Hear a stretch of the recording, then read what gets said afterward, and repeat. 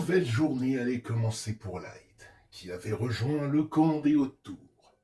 Et sa première tâche allait être de surveiller Sorel pendant ses travaux d'intérêt généraux et d'en apprendre plus sur le camp, son fonctionnement et ses habitants. Il se réveilla quand il entendit Julian toquer à sa porte et l'appeler.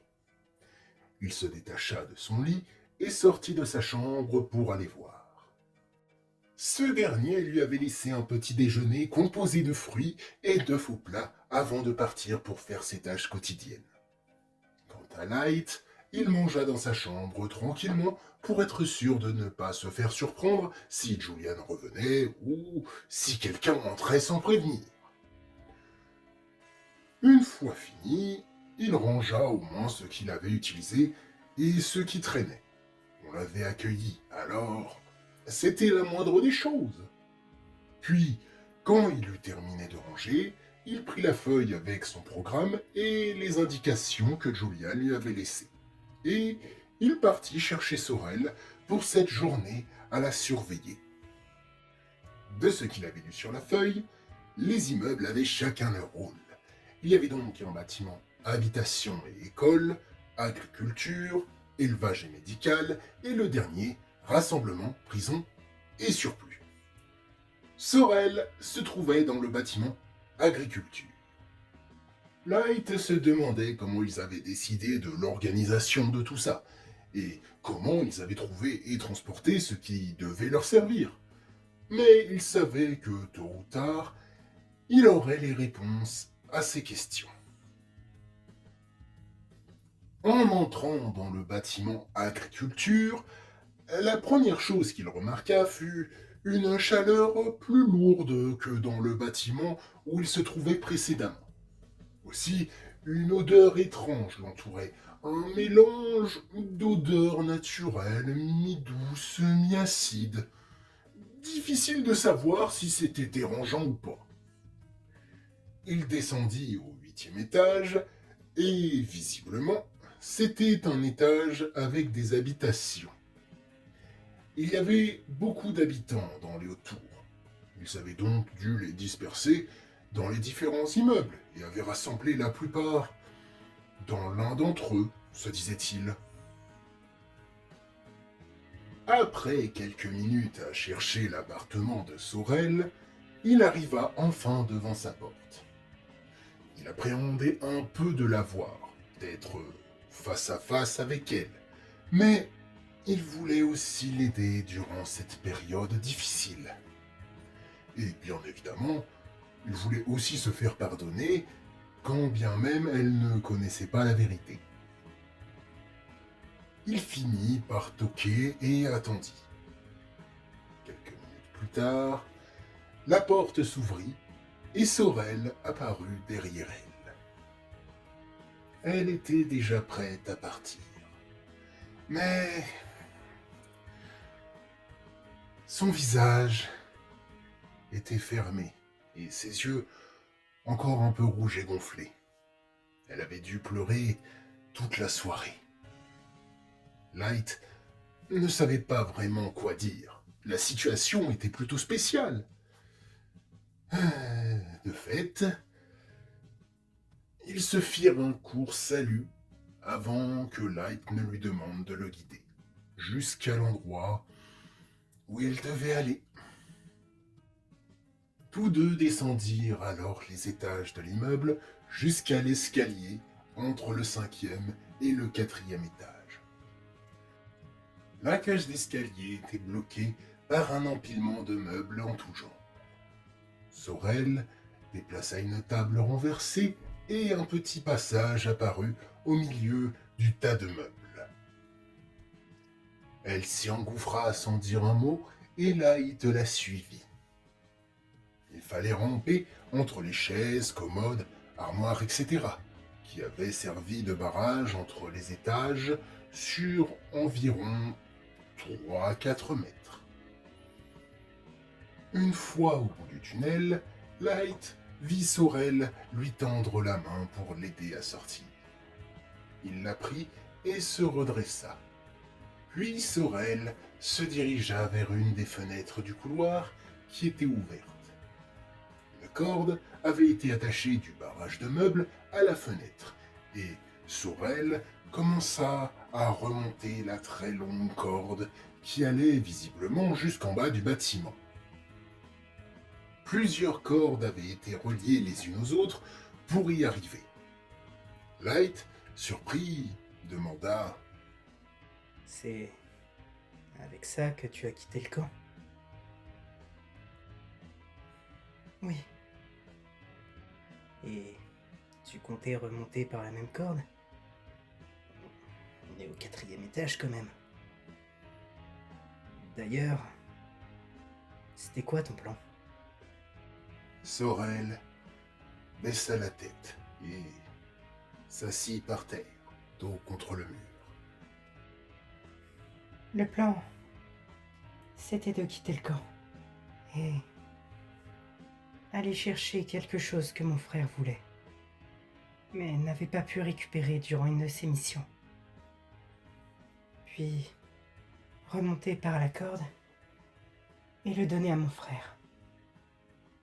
Et lui prouver que je pouvais être une éclaireuse, comme lui. Je vois. Mais tu penses que tu aurais réussi à remonter ?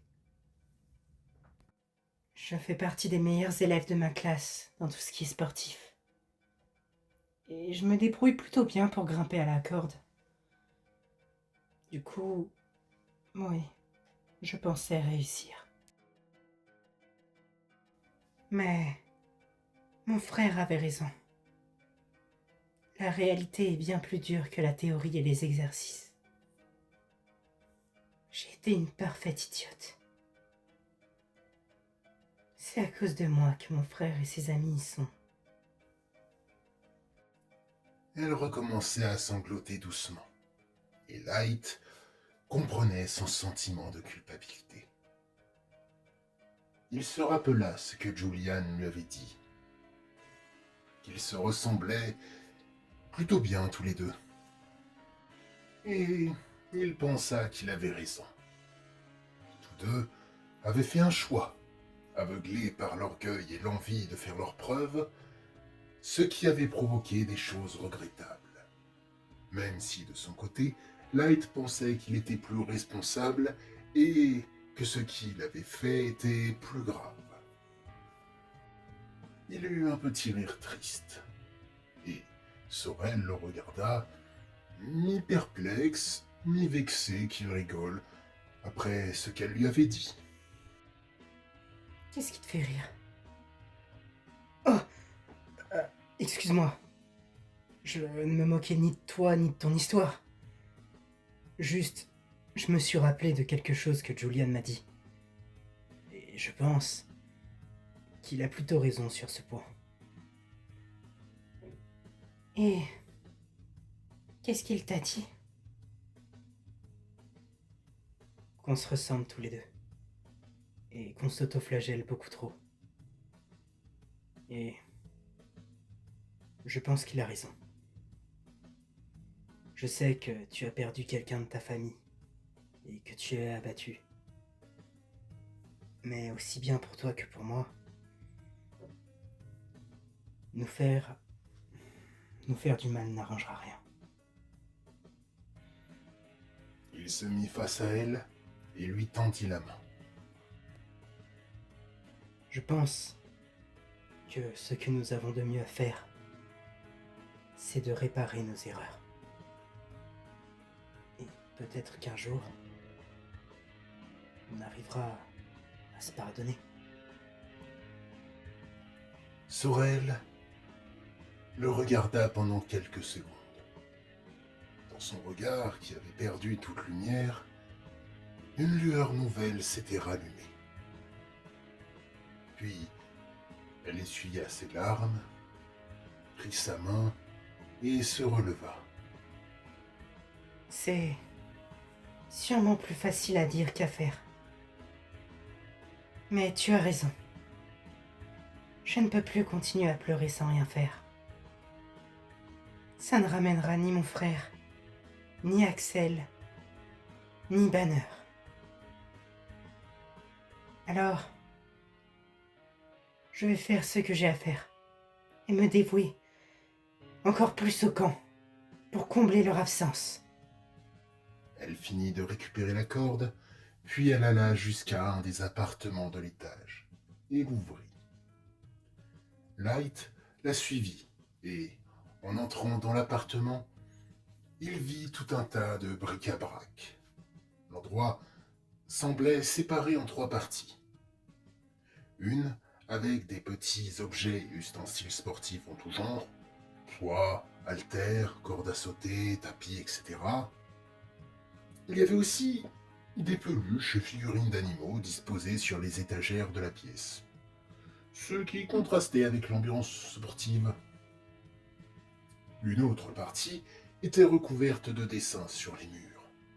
Craie, des morceaux de charbon de bois et de la peinture à l'eau étaient dispersés aux quatre coins de la pièce. D'ailleurs, chaque partie avait des dessins différents. Dans la première partie, des dessins d'animaux tapissaient les murs. Dans la deuxième, les dessins n'avaient pas de thème particulier. Il y en avait de toutes sortes, comme si l'artiste avait dessiné au gré de ses envies. Et enfin, dans la troisième partie, il y avait des scènes bien plus imaginatives. Chaque mur semblait avoir un thème.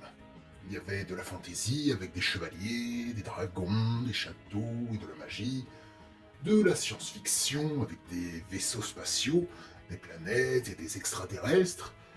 Il y avait aussi un mur tout mignon avec des licornes, des ours en peluche et des arcs-en-ciel qui avaient l'air bien plus vieux que les autres.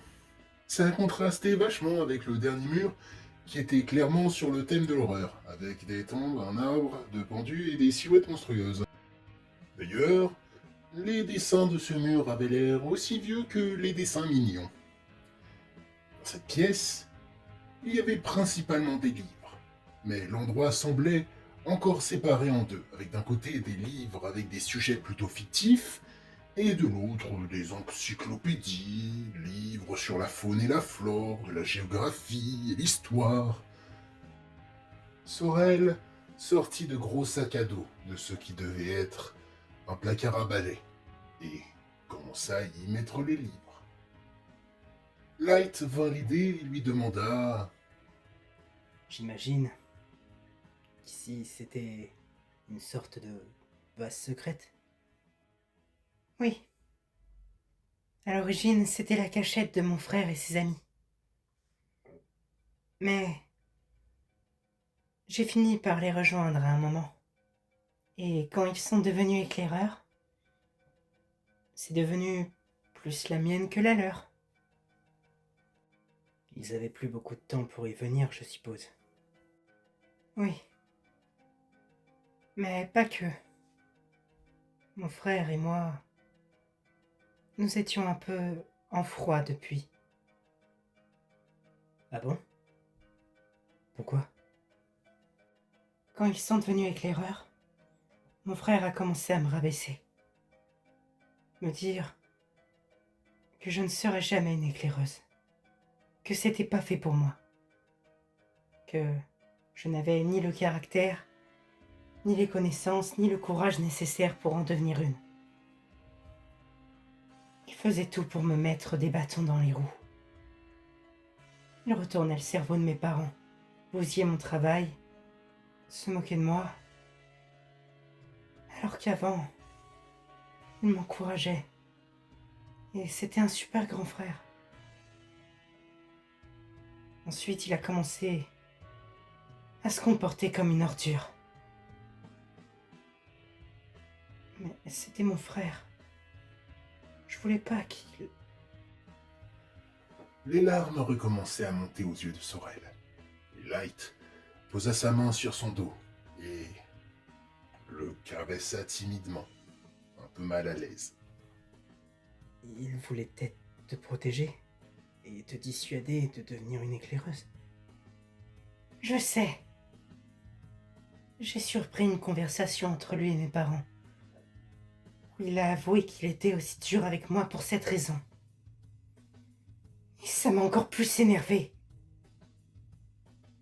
C'est pour ça que j'ai voulu sortir et lui ramener un trophée. Pour lui prouver que j'étais capable. Et pour retrouver mon grand frère d'avant. Oh. Je vois. Et c'était quoi ce trophée? Sorel sortit un livre de la poche de son sweat et le donna à Light. Il y avait marqué Le village dans les cauchemars, journal du prisonnier. Sérieusement. Enfin. Quoi qu'il en soit, Light fut un peu surpris. Un roman d'horreur? Mais votre quotidien ne ressemble pas déjà à une histoire d'horreur? Hein? Comment ça? Qu'est-ce que notre quotidien est différent du tien?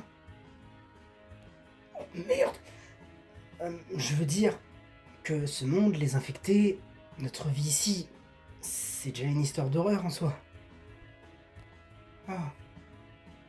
Oui, c'est pas faux. Mais mon frère aimait lire ce genre d'histoire. Parce qu'en général, ça le faisait relativiser sur notre vie. Selon lui, les choses semblaient tellement plus sombres et terrifiantes dans ces histoires qu'il se disait que notre vie n'était pas si mal. Il aimait aussi lire des histoires de science-fiction ou de fantasy, car celles sortaient de notre monde pendant un temps. Même si, quand il a commencé à patrouiller, il lisait un peu moins. Light lui rendit le livre et continua à ranger les autres bouquins. Puis, une fois tous les livres rangés, ils changèrent de pièce pour aller dans celle avec les ustensiles de dessin. Ton frère aimait aussi le dessin? Non, pas vraiment. C'était Axel qui m'aimait bien dessiner. Chaque partie appartenait à un des amis de mon frère. Axel était l'artiste et l'athlète du groupe, aussi naturellement doué dans le domaine artistique que sportif. Mais du coup, les haltères, etc. Ça, c'était plus sa bannière. Il était gentil, bienveillant, attentionné et adorait les animaux. Mais il voulait aussi protéger ses amis. Et donc, a renforcé son corps naturellement imposant pour devenir les muscles et la force brute du groupe. Ah, et ton frère, il jouait quel rôle? Le leader. Doué dans à peu près tous les domaines sans y exceller, mais il était surtout charismatique, savait s'imposer, avait du courage, et il était très malin. C'est pour ça que quand tu m'as dit qu'ils se sont fait tuer par un infecté, j'ai eu un peu de mal à le croire. Light baissa la tête et continua d'aider Sorel à ranger les affaires de tout le monde. Une fois fini, ils sortirent de l'appartement et Sorel dessina avec un morceau de charbon une pierre tombale sur la porte, avec les prénoms des 3 disparus. Ensuite, elle demanda à Light d'aller de l'autre côté du barrage de meubles pour y réceptionner et y déposer les sacs. Light se glissa alors dans le tunnel et ressortit à l'autre bout. Puis ils commencèrent à y faire passer les sacs un à un. Une fois tous les sacs de l'autre côté, elle passa à son tour dans le tunnel et ressortit en tendant une corde à Light. C'est pourquoi? Je l'ai attaché au pied de certains meubles qui aident le tunnel à tenir sans que tout s'effondre. On va tirer très fort dessus et faire s'écrouler le barrage pour boucher le passage. C'est pour ça qu'on est là à la base, tu te rappelles? Oh oui, je vois. Laisse-moi m'occuper de ça, d'accord? Tu en as déjà assez fait. Ça fait depuis 2 heures qu'on est là à tout ranger. Tu as aussi aidé, alors que ton rôle était juste de me surveiller en soi. Oui. Mais je voulais aussi aider. Mais là, c'est surtout que je vais tirer comme un taré. Et je veux pas te faire mal. Sorel le regarda légèrement outré. Puis elle alla s'asseoir sur la dernière marche de l'étage. Eh ben vas-y, le mal alpha. Je te regarde. Light soupira et enroula la corde autour de son bras. Et d'un coup sec et puissant, il tira sur la corde, arrachant littéralement les pieds de chaises, tables, etc., où la corde était enroulée. Le barrage s'effondra d'un coup, et quand Light regarda Sorel, il vit qu'elle avait la bouche grande ouverte et les yeux écarquillés. Je t'avais dit que je voulais pas te faire mal. Ok, non mais d'accord. Je pensais que tu voulais jouer au mal alpha. Mais ok, je comprends mieux maintenant.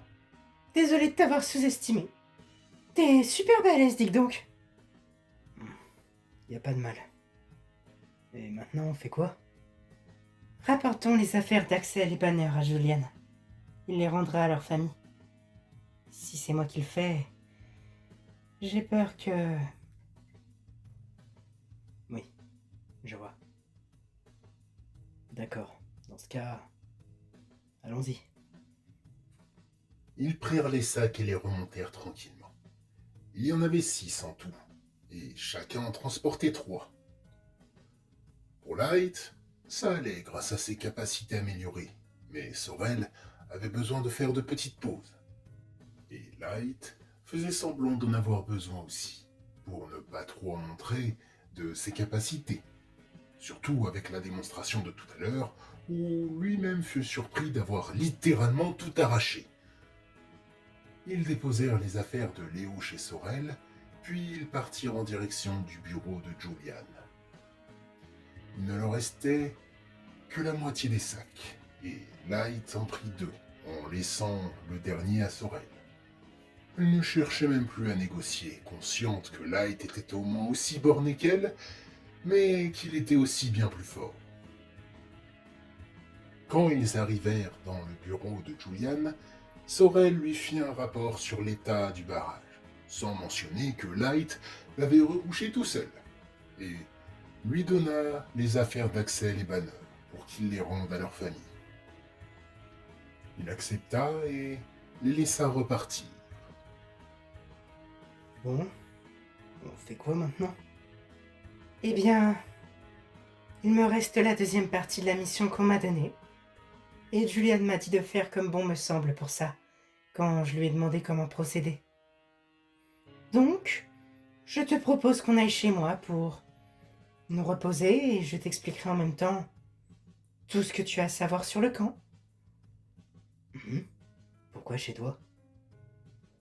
Personne n'a le droit d'aller chez Julian à part toi. Donc, on va chez moi. Personne n'a le droit d'aller chez Julian à part moi? Pourquoi? Bah, c'est le grand chef.